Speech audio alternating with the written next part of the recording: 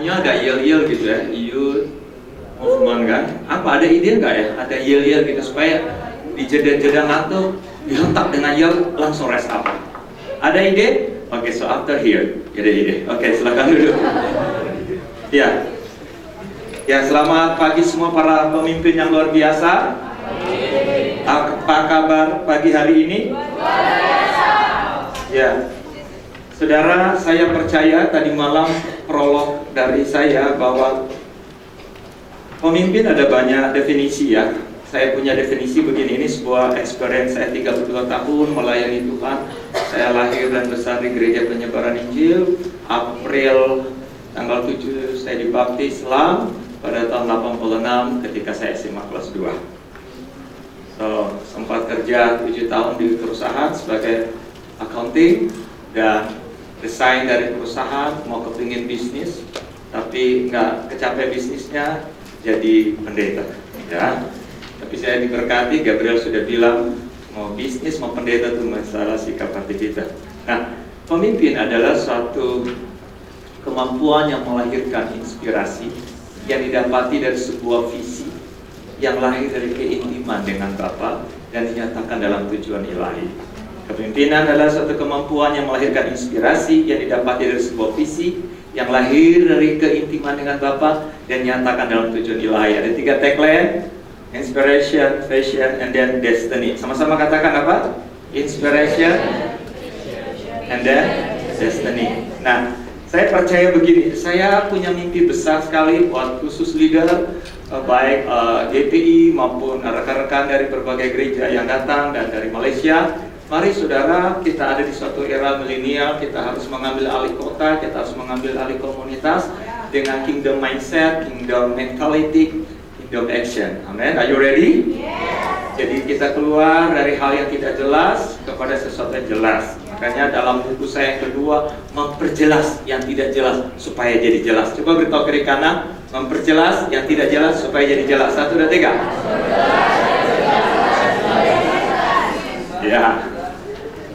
Oke, saya mengantar dengan sebuah kata seperti ini untuk mengawali, karena saya pikir semua membutuhkan 3 kata ini. Di gereja maupun di perusahaan saudara membutuhkan 3 kata ini, yaitu SDM, sistem, dan fasilitas. Saya mau tanya, di suatu organisasi, baik itu profit, tidak profit, gereja maupun bisnis, apakah saudara tahu ini dibutuhkan, saudara? Sumber daya manusia, sistem, dan fasilitas atau material butuh? Bisa nggak suatu gereja tanpa sistem? Bisa nggak? Bisa nggak tanpa sistem? Nggak apa, biasalah tetap masuk surga. Ayo coba. Bisa nggak suatu organisasi gereja atau apa saja tanpa sistem bisa jalan? Bisa. Walaupun tidak? That's right. Bisa nggak satu gereja tanpa fasilitas? Yang saudara pikir lighting mempengaruhi hadirat Allah? No, tidak ada di ayat lighting mempengaruhi hadirat Allah. Yang ada kalau orang jantung langsung pingsan karena dulu waktu acara Asian Conference kita, saudaraku, ada komunitas gereja GPI dari mana, terus dia lihat ada silo lampu kayak tadi malam, lalu dia bilang, wih, saya dapat penglihatan. Ya. Artinya begini, satu gereja, satu komunitas bisa, tanpa fasilitas juga bisa. Walaupun tidak, saya mau tanya, bisa nggak suatu organisasi atau komunitas tanpa SDM? Beritahu kiri kanan, kamu penting hadir hari ini. Ya. Tapi saya mau bilang begini, 3 ini perlu di sebuah gereja maupun organisasi, setuju? Tapi dari semua ini yang sangat-sangat prioritas adalah SDM. Nah, saudara, bicara SDM, saudara, itu kita harus butuh yang namanya di coaching. Katakan coaching. Kita perlu namanya mentoring. Kita perlu namanya pembapaan. Nggak bisa, saudara, jadi pemimpin kalau nggak di coaching, nggak di mentoring, nggak dibapai.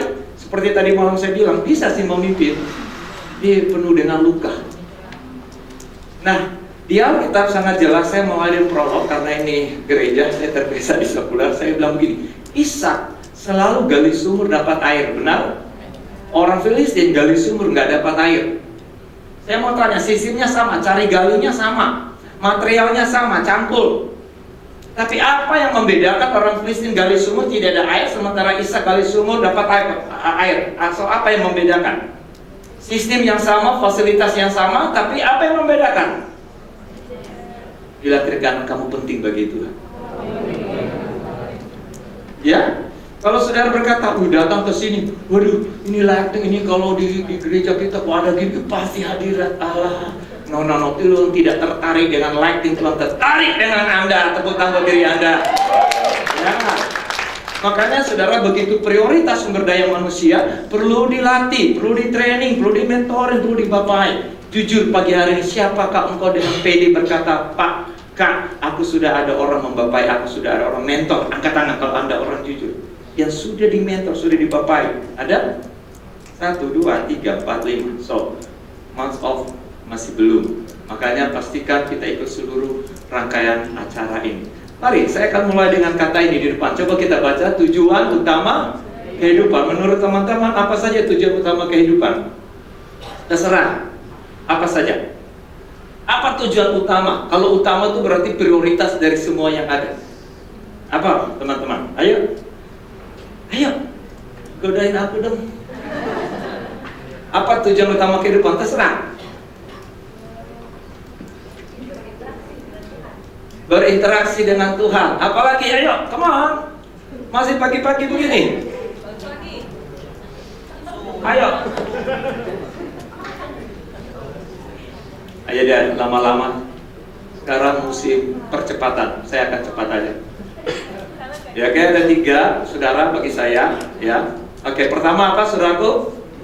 Menghidupi panggilan hidup. Yang kedua, memaksimalkan potensi. Dan yang ketiga, silakan saudara boleh punya hal utama. Tapi saya ingin membagikan 3 hal sehubungan dengan topik kita di pleno pertama, yaitu tentang leadership. Saya katakan tadi bahwa betapa pentingnya manusia atau sumber daya manusia. Nah, adakah kita sampai detik ini sudah mengetahui panggilan kita? Adalah suatu tragedi yang besar. Kita punya mata tapi nggak bisa melihat. Tragedi yang besar. Umur udah 30 tapi nggak tahu apa finally destiny dia, apa goal settingnya. Saudara, penting sekali saudaraku, suatu malapetaka yang terbesar atau penyimpangan hidup seseorang ketika dia tidak ada dalam destiny. Dan saya katakan seorang tidak ada dalam satu tujuan hidup, itu juga tujuan hidup alias nothing. Saudara, Tuhan tidak pernah merencanakan hidupmu biasa-biasa, setuju? Tuhan tidak pernah merencanakan hidup yang standar, tapi hidup kita, hidup yang maksimal. Kata maksimal ada 3 kata, terbanyak, terakhir, tertinggi. Nah, Allah mau saudaraku kita ada sebagai kingdom transformer untuk terbanyak, terakhir, terbesar. Dan itulah kedaulatan Tuhan, nanti akan dibahas oleh pleno kedua. Itulah kedaulatan Tuhan. Tuhan tidak pernah merencanakan sesuatu yang di bawah standar, sesuatu yang flat, tidak. Saya katakan begini, kenapa awal-awal kita bertobat kita begitu dahsyat, mengalami keintiman Tuhan dahsyat? Karena kita lakukan itu bukan biasa. Tapi ketika sudah sesuatu yang rutinitas, sudah aktivitasnya, lama-lama itu sudah biasa.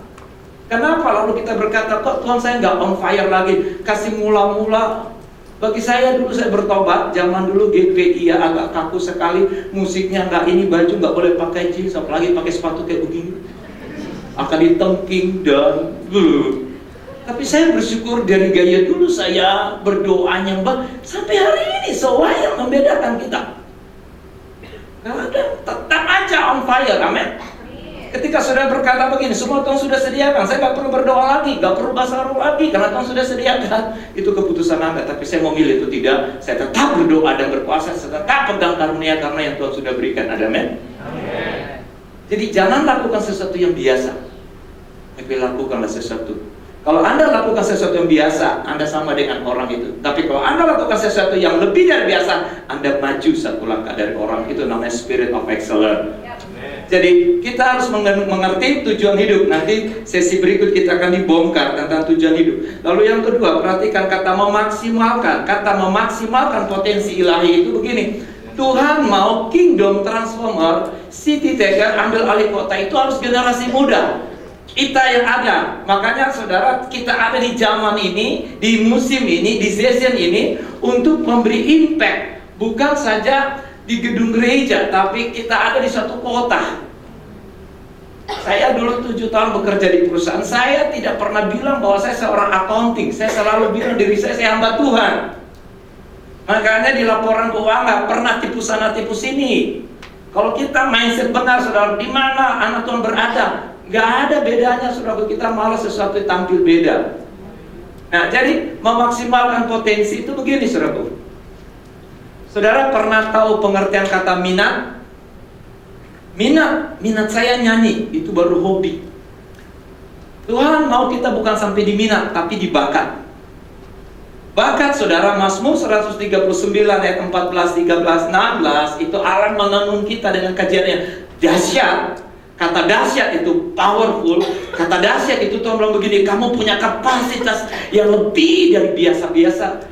Lalu kalau bahasa Injil Yohanes berkata, hidup yang Zoe, mega life, hidup yang big life, big future, big leader. Amin.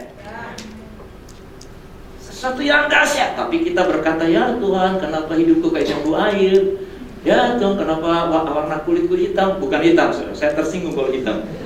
Kalau hitam ini, saya sawo. Nah, gunakan bahasa Indonesia dengan baik. Saudara juga bukan putih, kalau putih ini. Tapi saudara kuning, ya puji Tuhan, gunakan bahasa Indonesia yang baik. Nah, saudara, bakat ini harus ditemukan pertama parents, orang tua.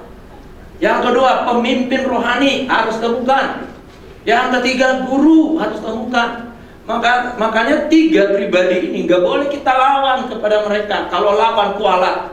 3 otoritas yang nggak boleh lawan. Walaupun mereka salah. Orang tua, pemimpin rohani, guru. Kenapa? Karena mereka diberikan otoritas sebagai seorang pengayom, pendidik. Makanya saya belajar, saudaraku. Saya punya kesempatan untuk keluar dari GPI udah cukup lama, dari 86. Tapi kenapa saya nggak keluar? Saya cuma belajar, bukan masalah GPI yang bagus atau jelek. Saya belajar mau tunduk kepada otoritas pemimpin saya. Betul apa benar? Saudara mau benar apapun saudara, lalu Anda berontak sama orang tuamu, gak ada untung, ya ada rugi besar. Ketidaktajaman terjadi bukan harusnya percepatan, perlambatan. Orang harusnya umur begini dia lihat peluang bisnis, apa nih opportunity itu saya buat. Ini kayak blank, kayak ada serabut yang tertutup. Dan kita kerja gak ada hasil. Ya kenapa? Karena kita lawan 3 otoritas itu. Nah, saudara, jadi pertama, bakat itu harus ditemukan pertama apa? Orang tua. Yang kedua, pemimpin rohani. Yang ketiga, guru. Pemimpin rohani bisa kakak rohani, bisa mentor dan sebagainya. Tapi sayang, dalam proses perjalanan orang tua tidak temukan bakat itu. Puji Tuhan bagi teman-teman di ruangan ini yang orang tuanya menemukan bakat, saya angkat jempol. Tapi ada banyak sudah lulus SMA, bahkan nggak tahu mau kuliah kemana. Bahkan ada yang anak yang tidak sesuai passion, yang dipaksa orang tua kuliah jadi dokter. Saya dari dulu punya cita-cita ingin jadi dokter, tapi apa daya tangan tak sampai. Waktu itu orang tua cuma mampu kuliah saya accounting D3. Pada saya nggak suka itu. Saya suka dokter. Tapi ternyata Tuhan hibur. Saya sekarang jadi dokter di segala dokter. Usir setan bisa, dan orang sakit bisa. Nggak punya tujuan hidup ketemu gue beri direction bisa. Berarti lebih dari dokter kan. Makanya kita nggak boleh kembali kepada masa lalu kita, tapi kita bisa mengubah masa depan kita lewat komitmen kita hari ini. Amin. Ya nggak boleh salahkan lagi ya. Makanya saya 4 anak saya rindu, ada nggak yang kepingin jadi dokter? Ditemukan, disurvei, didoain, dipuasain, ternyata kagak. Jadi kalau ada orang-orang, saya punya beberapa komunitas yang mereka para dokter, saya senang sekali. Saya bilang pekerjaan sangat mulia, pencapaian jiwa agak muda itu dokter. Kami punya dokter dulu di misi, sekarang sudah pindah Jakarta. Senyumnya aja membuat orang cepat sembuh. Dia baru senyum aja batuknya hilang. Puji Tuhan. Kalau saudara dokter sudah kasih obat senyum bikin takut, itu dokter-dokteran gitu ya. Nah, Teman-teman, bakat saudara ketika ditemukan bukan jadi bakat, namanya jadi potensi. Katakan potensi. Potensi ketika ditemukan namanya kompetensi. Dikembangkan. Kompetensi setelah dikembangkan, saudaraku, jadi profesional. Saya pakai bahasa-bahasa nggak ada di Alkitab dulu ya. Oke, saya mau bilang begini, saudaraku. Katakan sama-sama, bakat, potensi, kompetensi, profesional. Saudara, bakat yang ditemukan namanya potensi. Ingat, 1 talenta minimal sudah ada. Artinya apa? Everybody, setiap kita itu punya potensi. Tapi ada potensi yang dikembangkan, ada yang tidak. Yang dikembangkan namanya kompetensi. Seorang penyanyi diasah, dikembangkan, jadilah kompetensinya. Dia bisa tahu nada ini. Kalau saya salah nada, false, karena saya bukan di situ. Saudara pemain apa itu bisa tahu ini musiknya lari. Kalau orang yang nggak tahu, lari kemana pun saya nggak tahu. Ya kan? Pertama, katakan bakat. Bakat itu ada di anak-anak kita waktu kita masih kecil. Harusnya ditemukan oleh 3 pribadi. Siapa? ICM, GPI ICM, kami kenapa fokus dengan menemukan destiny orang? Karena kami tahu ada banyak jemaat kami orang tua tidak temukan bakat itu. Salah satu nanti Kak James akan bagikan tentang manajemen karakter untuk menemukan potensi Anda. Coba, mana memilih? Anda usia 25 sudah mengetahui destiny atau perlu tahu usia 40? Pilih yang mana? Papa sudah begini, nah, ingat papa nanti sudah rambut putih baru tahu. Kalau anak lebih tahu sekarang kan lebih bagus. Jadi pendeta tugasnya bukan khotbah, tapi seorang coach, seorang pelatih untuk menemukan destiny-nya. Karena pendeta bukan mimbar segala-galanya. Makanya konsep kami beda, lebih banyak pemuridan. Kenapa? Pengamanan. Ya, karena kita rindu jemaat itu kaya. Kita sibuk minta proposal di gereja-gereja mana? Enggak, kekayaan Mas Mulwi bilang ada di rumahmu itu jemaatmu, dari tukang tampal ban, di mentor, dididik, dikasih kompetensi, pengertian, jadi punya bengkel. Dia pemberi perpuluhan, jangan sibuk dengan pengusaha gereja yang bukan gereja kita. Haleluya, haleluya. Persoalannya, ini gerget saya karena saya pendeta, sibuk dengan jalan proposal. Dia tidak lihat tambang emas di gerejanya. Makanya buku saya tulis tambang emas. Supaya banyak pendeta jangan hakimi itu gereja. Kenapa? Tambang emas yang belum ditemukan. Dan dia cari pendeta yang hebat-hebat. Tolong temukan. Maaf, orang tua di luar boleh temukan, tapi nggak maksimal orang tua kandung yang bisa ditemukan. Saudara pendeta, saudara itu orang tua kandung. Saya datang tuh orang tua tiri. Mana mau pilih, yang kandung atau tiri? Iya. Potensi yang dikembangkan jadi apa? Kompetensi. Setelah di kompetensi, Anda akan tajam. Anda akan jadi orang yang bukan lagi milikmu, jadi milik komunitas. Anda mendedikasi. Kalau hukum Maslow, saya magister manajemen. Hukum Maslow berkata pada waktu poin yang keempat yaitu aktualisme. Di aktualisasi ini bukan lagi orang butuh benefit, bukan lagi orang butuh makan, tapi dia memberi influence yang besar bagi city, bagi dampak, bagi negara, bagi kota. Nah, sayang kita punya politik di Indonesia, baru di kebutuhan kedua udah jadi partai, jadi pejabat. Akhirnya pakai uang rakyat. Harusnya levelnya itu, saudaraku, di aktualisme. Udah bukan masalah duit lagi yang cari. Masalahnya apa yang saya beri pengaruh buat kota kita.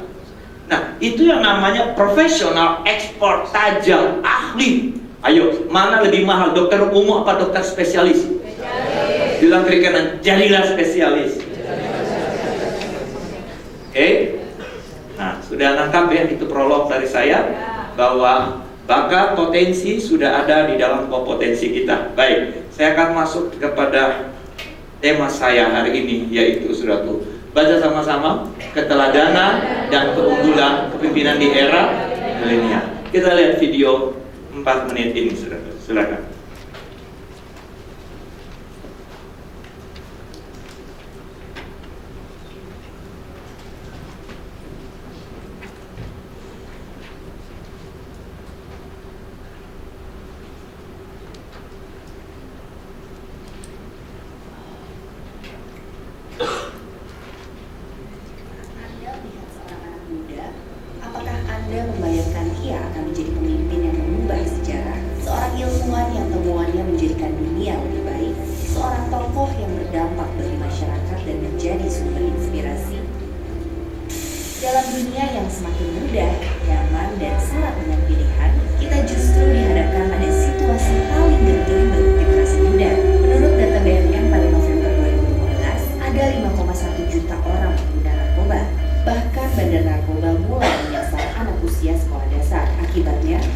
12.000 orang meninggal setiap tahunnya. Artinya, rata-rata 33 orang meninggal setiap hari. Dari jumlah tadi, 78% meninggal di usia produktif. Dan tragisnya, 22% adalah pelajar dan mahasiswa. Tak hanya merenggut nyawa, penyalahgunaan narkoba bisa mengarah pada praktik prostitusi dan penularan penyakit mematikan seperti HIV/AIDS. Ancaman lain yang mengintai adalah praktik seks bebas. Seks yang diciptakan sebagai tujuan mulia bagi pernikahan disalahgunakan. Praktik seks bebas sering berujung pada aborsi. Survei Komisi Nasional Perlindungan Anak yang kontroversial tahun 2008 menemukan hampir 63% remaja SMP kehilangan keperawanan dan 21% diantaranya pernah melakukan aborsi. Seks bebas juga berkontribusi pada meningkatnya angka kejahatan seksual. Dari sekitar 3.000 kasus yang diterima Komnas PA, 16% pelakunya masih di bawah umur. Tantangan lain bagi generasi muda adalah munculnya fenomena LGBT di Indonesia. Semakin hari, perilaku LGBT semakin dianggap normal, salah satunya karena pengaruh media. Bahkan, menurut sejumlah riset, populasinya kini diperkirakan mencapai 7,5 juta jiwa. Angka ini menjadikan Indonesia sebagai negara dengan populasi LGBT terbanyak kelima di dunia. Dan sayangnya, 69% diantaranya berusia 24 tahun ke bawah. Berbagai fakta suram tadi hadir akibat persoalan identitas. Secara tidak disadari, dunia sedang menciptakan generasi yang terluka dan hilang identitas. Perjalanan seorang anak muda dalam menemukan identitas dan meraih mimpinya sebetulnya dipengaruhi oleh 5 faktor. Pertama, orang tua atau keluarga. Kedua, sekolah. Ketiga, lembaga agama. Keempat, teman atau komunitas. Dan yang terakhir, media massa. Sayangnya, 3 faktor yang pertama sulit terkoneksi dengan generasi muda saat ini karena kesenjangan perkembangan teknologi dan budaya. Sementara, faktor teman dan media bisa dengan mudahnya mempengaruhi. Namun, tidak seperti keluarga, lembaga agama, dan sekolah yang sebagian besar masih memegang nilai moral yang positif. Faktor teman dan media rentan disusupi nilai-nilai amoral dan budaya yang negatif. Jika hal ini dibiarkan, maka masa depan generasi muda ini kian suram. Potensi dan mimpi mereka akan terkubur sia-sia. Untuk memecahkan persoalan ini, generasi sebelumnya harus mengambil tanggung jawab. Kita bisa mendampingi generasi muda dengan memberdayakan teman dan media. Selain itu, kita bisa membantu orang tua, lembaga agama dan sekolah untuk terhubung dengan generasi muda. Upaya ini tidak seharusnya dilakukan hanya oleh segelintir orang, tetapi harus menjadi sebuah gerakan bersama untuk membantu anak muda menemukan identitas dan meraih mimpi mereka. Lewat gerakan ini, kita seharusnya tidak lagi melihat masa depan mereka dengan suram, melainkan penuh harapan. Jadilah bagian dari gerakan ini. Mari kita bantu anak muda meraih mimpi. Ini jadi tanggung jawab kita gereja, amin. Dan ini kita diperhadapkan di 5 hal ini. Ya, tadi masih ingat orang tua, sekolah, agama, komunitas, dan media. Dan saudara, ada begitu banyak hal terjadi penyimpangan karena 5 hal ini tidak berperan. Nah, saya katakan begini saudaraku, kenapa kita harus mengerti, saudara, tanpa kita punya spirit anak dan spirit bapak, atau kita tidak dibapai, atau kita nggak pernah menjadi satu pribadi yang mau belajar, maka kita akan masuk dalam 5 lingkaran ini yang di luar. Harusnya saudaraku, orang tua akan berperan. Nah, mungkin teman-teman bilang, Pak, masalahnya di gereja kami nggak tahu pendeta kami, papa kami bapai apa enggak. Kalau kita mau tarik ulur, saudaraku, papa kita juga nggak pernah dibapai. Sibuk tanya opungnya, apongnya, nggak habis-habis. Kita hari ini datang di tempat ini bukan lagi menyalahkan orang tua. Ketika hati bapak tidak berbalik ke anak, maka hati anak akan berbalik. Amin. Saya bangga bersyukur kalau saudara bisa hari ini menangkap apa menjadi pesan Tuhan di akhir zaman ini. Dan tadi kita lihat tayangan, ngeri sekali. Dan cukup menjadi satu dilema, fenomena, dan bahkan ada di tengah-tengah gereja kita. Dan mereka jadi orang yang menutupi dan tidak pernah tahu. Makanya saudara, kepemimpinan itu bagi saya saudara, itu akan terbentuk kalau dimulai dari 2 spirit ini, spirit sonship dan spirit Bapa. Kenapa saudara?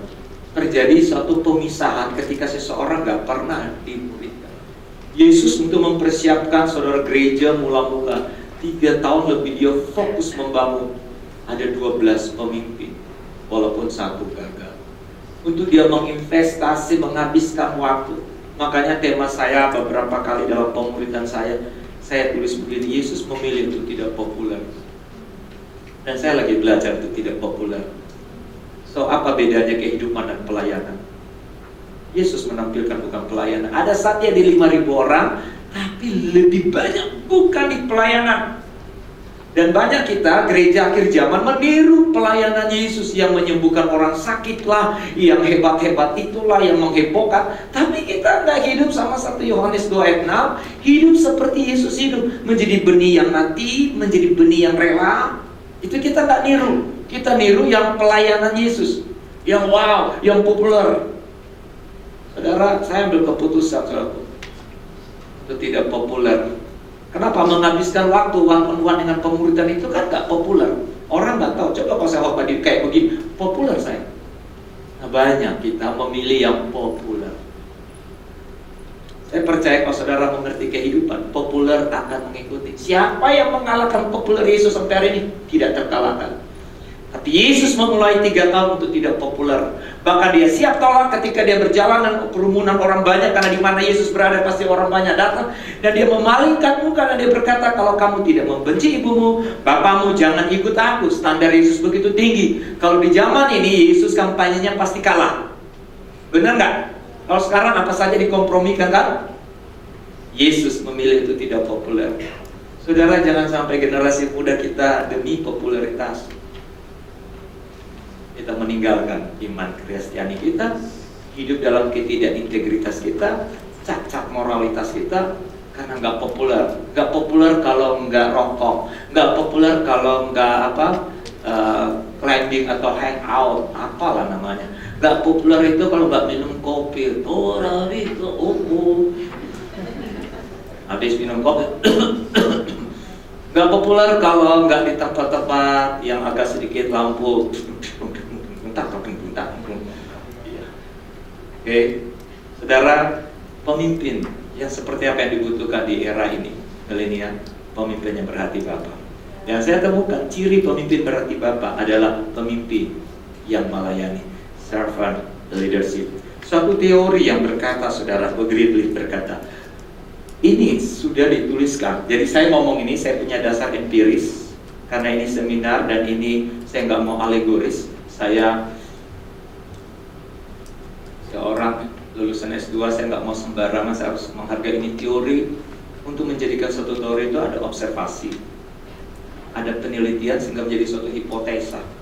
Nah, dipertanggungjawab, jadilah sebuah teori. Jadi ini sangat sudah diterima oleh dunia sejak tahun 70-an, cuma tidak booming. Dan hari-hari ini sedang booming. Mari kita baca, dia bilang apa? Leaders are servants. Bukankah itu yang Alkitab katakan, amin? Bukankah itu yang dasar dari servant leadership adalah bicara apa? Sikap hati yang mau melayani. Menurut Spir 2010 berkata, inilah dasar sikap hati yang melayani. Dan Yesus bilang sendiri, kita baca 3:21, tidaklah demikian di antara kamu, barang siapa ingin menjadi apa? Besar di antara kamu, hendaklah ia menjadi pelayanmu. Dan barang siapa ingin menjadi terkemuka di antara kamu, hendaklah ia menjadi hambamu. Sama seperti anak manusia datang bukan untuk dilayani, melainkan untuk melayani dan untuk memberikan nyawanya menjadi tebusan bagi banyak orang. Saya katakan tadi malam bahwa Yesus itu dibapai. Bahkan sampai Bapa meninggalkan, dia masih teriak, Eloi, Eloi lama sabachthani. Itu membuktikan Yesus tetap dibapai. Makanya kualitas Yesus itu melayani. Ada orang punya independent spirit, kenapa? Nggak pernah punya accountability. Makanya dia jalan sendiri. Saudara mau pilih mana? Saya kasih kata yang sudah umum. Mau lari cepat tapi lari sendiri, atau lari jauh tapi lari bersama-sama. Ya. Saya ini suka olahraga. Satu pergumulan bagi saya, kalau lari dengan komunitas, mereka lari tidak sesuai standar saya, jadi suka berhenti ngobrol. Saya waktu habis. target saya 45 menit harus keringat kuyup. Dan itu pergumulan bagi saya. Caranya, maka saya memilih lari itu tidak populer. Lari di tempat yang sepi dan kalau bisa agak gelap-gelap. Kalau orang Indonesia kan larinya rame-rame, sambil jalan, baru cerita sarapan pagi di mana kita. Dia belum keringat sarapan pagi. Saya lihat di Bali, saya suka sekali kalau ada acara kami Pria Sejati di Seminar. Saya lari, saya enak sekali dari Bali itu pantai. Tapi coba saudaraku, waktu saya lari saya lihat orang bule-bule udah umur gocap lebih 60, sudah tahu pakai kacamata, tegap sekali lari. Serius gitu.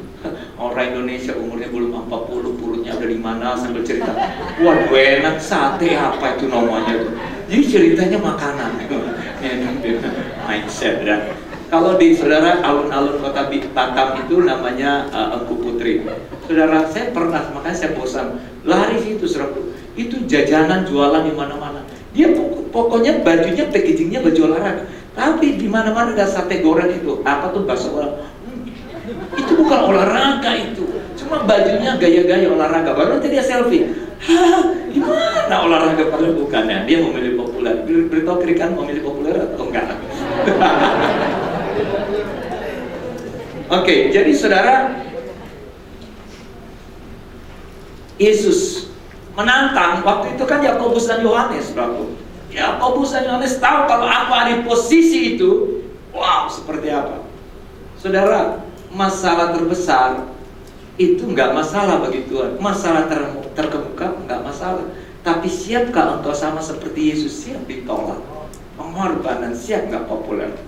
Kalau saudara kejar untuk jadi ketua youth, saya, saudara, board of director CMN yang sangat dinantikan, dibutuhkan banyak orang untuk jadi level pemimpin itu. Karena apa? Mudah. Kita ketemu, misalnya kami sedang membangun Vietnam. Nanti tanggal 9-12 kami ada rapat di Hong Kong. Mungkin enak ya, ada di posisi situ. Saya nggak terpikir, bahkan saya lebih suka untuk memilih ada di komunitas gereja lokal. Jadi saya mau bilang begini, saudara, ketika Anda berkualitas, fasilitas mengikuti Anda, setuju? Gak usah kejar posisi itu, gak usah, nanti kita akan bahas. Itu adalah akibat. Sama-sama katakan, hidup ini adalah sebuah investasi. Investasi mendatangkan kualitas, kualitas mendatangkan fasilitas. Kepercayaan, peluang, itu adalah akibat. Jangan kejar akibat itu. Kejar aja hari ini, saudara, engkau harus berkualitas. Tapi masalahnya Kak, kita kan gereja kita kurang up to date. Bukan masalah di sumurnya, siapa orang yang gali. Bukan masalah di pelayanan, siapa pemimpin di situ. Amin. Bukan masalah di gereja, siapa. Ya, nanti di workshop saya akan bagikan tentang pemimpin yang dilahirkan juga dibentuk itu seperti apa. Nah, kita lihat saudaraku, servant leadership itu begini. Adalah kepemimpinan yang kita baca 321, kepemimpinan yang secara alami menempatkan kepentingan orang lain sebagai apa? Prioritas tertinggi. Inilah Yesus lakukan. Kita banyak niru bukan Yesus. Kita nggak peduli, yang penting saya yang maju. Kepemimpinan yang secara alami menempatkan kepentingan orang sebagai prioritas tertinggi. Together we can. Saudara, kita mau praktek itu di gereja lokal. Saya 87 ketua pemuda. Dari ketua pemuda. Sebelumnya saya seorang guru sekolah minggu 9 tahun di gereja Protestan. Jadi anak sama remaja bagi saya itu hidup saya. Ya, pelayanan anak sama pelayanan remaja itu adalah passion saya dari dulu. Makanya sekarang walaupun pernah tua, ketika ada teenager kami mau ketemu, berenang, ajak ngobrol sambil jogging, saya suka. Kenapa? Rasanya tuh saya muda di situ. Apa namanya? Up to date. Mereka pede ngomong, makanya di kami itu panggilannya enggak om, sorry ya yang panggil om, gue belum tua. Tapi yang oke, jangan ganti lah saudara. Anda panggil om, panggil lah, supaya saya banyak sebutan. Om, bang, koko, cile, koko nih. Kalau jalan dengan istri, orang panggil saya koko. Karena istri saya kan kuning langsat, bukan putih. Tapi waktu saya sendiri, mas, Mau beli apa mas? Pelecehan. Tergantung kulit katanya. Jalan dengan anak baru panggil koko. Terserah mak. Nah, di gereja kami suka dengan membahasakan nama Kak supaya lebih apa? Akrab. Ya, tapi yang kebanyakan usia-usia yang sudah ini panggil Pak. Ya, tapi terserahlah sebutan apa. Tapi kami pernah tahu mau menciptakan bahwa gereja itu adalah family. Gereja adalah keluarga. Home. Makanya kami punya tagline itu home, home. Masuk ICM itu adalah keluarga. Walaupun belum signifikan, tapi itu yang kami lakukan. Kami mudah untuk orang ketemu, tidak susah harus lewat silver, gold, apalagi platinum. Itu Garuda aja. Kami layar, cuma kadang-kadang delay karena ada banyak janjian. Terlalu banyak pemuritan sehingga delay. Kami bukan Garuda, mau ketemu Pak Roya, tunggu saya lihat full book kayaknya. Kamu kartu apa? Silver, 3 bulan lagi. Gold, boleh, minggu depan. Platinum, sekarang juga. Kenapa? Perpuluhannya 1M. Ya. Maaf ya kalau saudara tersinggung supaya mengingatkan. Yuk kita baca 3, 2, 1. Kaum pembina yang secara alami menempatkan kepentingan orang lain sebagai prioritas. Iya, nah ini prosesnya begini teman-teman. Proses. Saudara jangan cuma outputnya, outcome-nya apa? Waktu saudara starting, mau outcome itu ada sebuah proses. Ya, saya nggak bisa detailnya nanti coret-coretan saya di workshop. Ya, lihat. Proses dalam servant leadership begini, memfasilitasi setiap orang yang di sekelilingnya untuk mencapai tujuan yang diharapkan. Itu namanya hati Bapa. Hati Bapa yang memfasilitasi setiap orang yang di sekelilingnya untuk mencapai tujuan yang diharapkan. Hati Bapa selalu melihat orang lebih maju, saudaraku, dari dia. Gak tersinggung, gak rasa kompetitor. Saya ada satu sekolah teologi di Batam, undang saya sebagai pembicara seminar hati Bapa. Murid mereka banyak orang Papua, dan saya sudah tahu saya bola balik Papua. Krisis di Papua hampir sama dengan daerah-daerah kita, apalagi di Papua peranan Bapaknya. Aduh ngeri, jadi saya sudah tahu ini pasti ministry time berjam-jam dan pasti karena saya sering ke Papua. Lalu saya bilang sama sekolah teologi di Batam yang telepon saya, Pak, saya nggak bisa tanggal itu, Pak. Waktu itu saya ada agenda ke Hong Kong, saya nggak bisa, Pak. Boleh nggak, Pak? Saya usul kandidat lain. Wah janganlah, Pak. Kami udah sepakat di kampus kami ya. Kalau hati Bapak ya Pak Roy di Batam. Waduh, kayaknya saya kategori yang profesional, sudah expert, udah pakar. Lihat wajah saya hati Bapak. Jadi saya bilang gini, Pak, di gereja kami bukan saja saya bisa rekomendasi yang lain. Oh jangan Pak, kalau bisa kami yang geser Pak, tunggu Bapak pulang dari Hong Kong. Waduh, saya nggak terlalu suka saudaraku, ini terlalu begini. Saya bilang begini Pak, saya akan rekomendasi, saya bilang anak rohani saya, dia punya hope hati Bapak lebih bagus dari saya. Betul Pak. Saya bilang, ini apa garansinya saya. Kalau sampai hancur, ya gimana ya? Kalau nggak dikasih PK juga nggak apa, tapi nanti saya tebus. Tapi saya jamin Pak, dia lebih bagus ngajar hati Bapak. Betul Pak. Nggak ragu Bapak. Enggak. Saya telepon staf saya, namanya Hermanto. Sebelah Hermanto, saya bantu kamu di sekolah teologi ya. Ini bukan skala jadi kamu saya bantu di konsep buat silabusnya. Ini bukan gaya khotbah, ini mereka penyajiannya mahasiswa jadi ini. Saya kasih gitu. Oke. Oh Kak, kok kenapa saya? Ya udah kan saya nggak bisa. Saya tanggal itu saya ke Hong Kong. Nah, telepon lagi yang direkturnya tanya, Pak Pendeta Pak Roy, saya minta Pak boleh nggak Pak? Kami dulu tunggu Bapak pulang aja. Pak, saya bilang ini Bapak ini lah ternyata dia kenal sama Hermanto. Kenal bukan kenal, tahu. Siapa Pak? Boleh saya tahu Pak? Disebut Pak Jonathan, Pak James? Tidak Pak. Pak Hermanto. Oh, yang sering di rumah duka, yang sering di kedai kopi. Ya dua-dua itu memang beliau ada di situ. Kalau bukan rumah duka karena dia adalah pengembala, yang kedua kedai kopi, one-on-one. Dia masih ragu lagi, Pak boleh Pak, yang lain Pak. Saya bilang Pak, saya jamin Pak, dia lebih baik dari saya. Wah, jadilah dia khotbah. Selesai khotbah dia bawa sekretaris kita, dia bilang, wah terjadi lawatan, dia bawa tim. Kan saya bilang bawa tim, ingin orang Papua. Ini mereka mainstream kayak kamu tajam di sini. Wah, kayak apa pendeta di telepon, paroi benar Pak. Saya lihat Bapak khotbah hati Bapak, tapi ini Pak benar-benar lebih bagus, tepuk tangan buat Tuhan.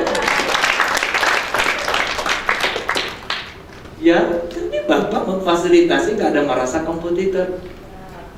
Maksud saya begini, supaya khotbah hati Bapak jangan undang saya lagi. Kenapa? TK-nya cuma 300.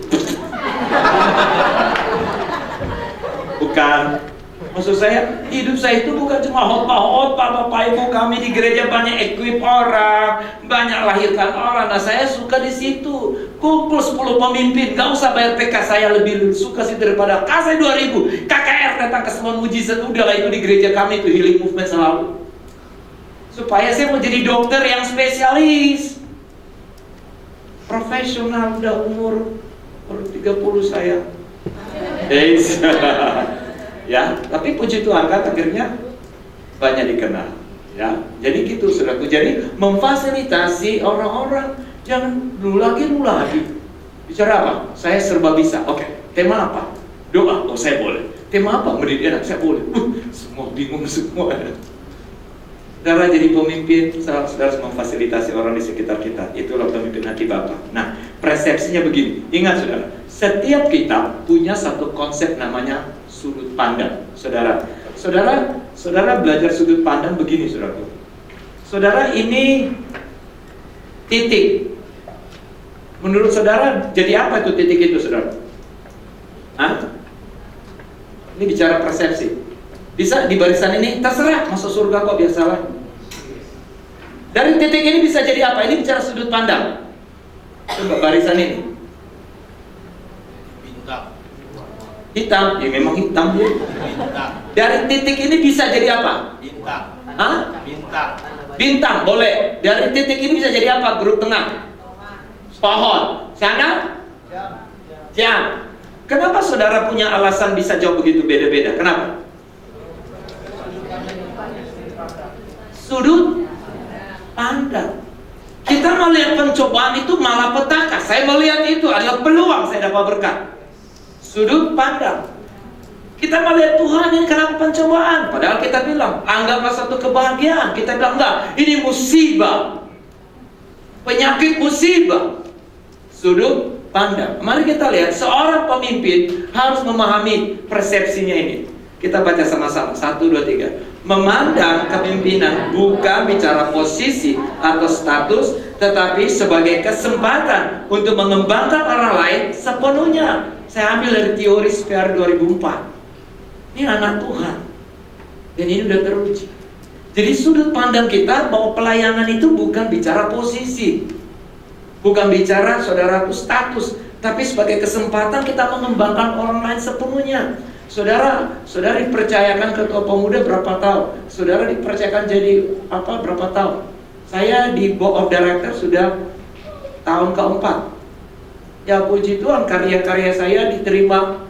Buat inilah, ini bangun. Saya nggak pernah ngisi-ngisi acara camp lagi, karena buat saya itu dokter umum ya, orang lain bisa bagikan. Saya lebih head to head. Datang ke satu tempat, leadernya kumpul, apa yang kita perlu rest up. Kemarin saya berpulang dari Semarang, ada 68 orang, saudaraku, pemimpin dari Solo, dari Pati, dari Semarang, Kudus, dari Jogja. Dan wow, mereka bilang, Pak Roy, saya bersyukur ada di CMM. Saya bisa ngerti dan boleh nggak Pak saya pakai untuk gereja? Sangat welcome sekali, pakai di perusahaan pun pakai. Mereka datang nggak bayar, saya datang mereka nggak bayar. Kami CMN yang membayar tiket pesawat saya aja. Saya nggak dapat PK, ada kepuasan saya menemukan. Jadi kita lihat pelayanan itu sebagai apa? Cara pandang kita, aduh, pelayanan kita dikasih tanggung jawab, aduh, stres. Makanya saudara, itu sudut pandang. Hari ini saudara belajar di sini selama 2 hari 1 malam. Apa yang saudara belajar? Sudut pandang. Jadi memandang kepemimpinan bukan bicara posisi atau status, tetapi sebagai kesempatan untuk mengembangkan orang lain sepenuhnya. Yesus bilang begini, saya mau baca ayat ini bagus sekali. Pemimpin saudaraku adalah hamba, dan ciri hamba adalah melayani. Kita baca saudaraku ayat ini. Yesus tahu bahwa Bapaknya telah menyerahkan segala sesuatu kepadanya, dan bahwa ia datang dari Allah dan kembali kepada Allah. Perhatikan kata Yesus tahu Bapa telah menyerahkan segalanya. Otoritas, kekuasaan, pengendalian ada dalam tangan Yesus. Teman-teman, kalau saudara dipercayakan kekuasaan, otoritas, pengendalian ada di tangan, apa yang Anda melakukan? Boleh positif, boleh negatif. Benar kan? Saudara boleh dengan arogan memimpin. Kenapa? Saudara diberikan. Ini Yesus tahu Bapa telah berikan otoritas, dan dia tahu level murid-muridnya, model-model Petrus, model-model Yakobus merebut posisi aja deh, model-model Yudas yang sudah tahu mau mengkhianati. Seandainya teman-teman kalau saudara jadi pemimpin dan ada orang-orang gak suka, dan ada di level pemimpinnya diberikan otoritas, apa yang Anda lakukan? Pecat, kata Pak Gabriel, pecat. Ya, it's okay, this is normal itu. Tapi buat saya kembali lagi, pemimpin yang berhati Bapa, dia tidak mau memecat. Apa yang Yesus lakukan? Kita baca ayat 4. Wah, ini keren buat saya. 1, 2, 3. Lalu bangunlah Yesus dan menanggalkan jubahnya.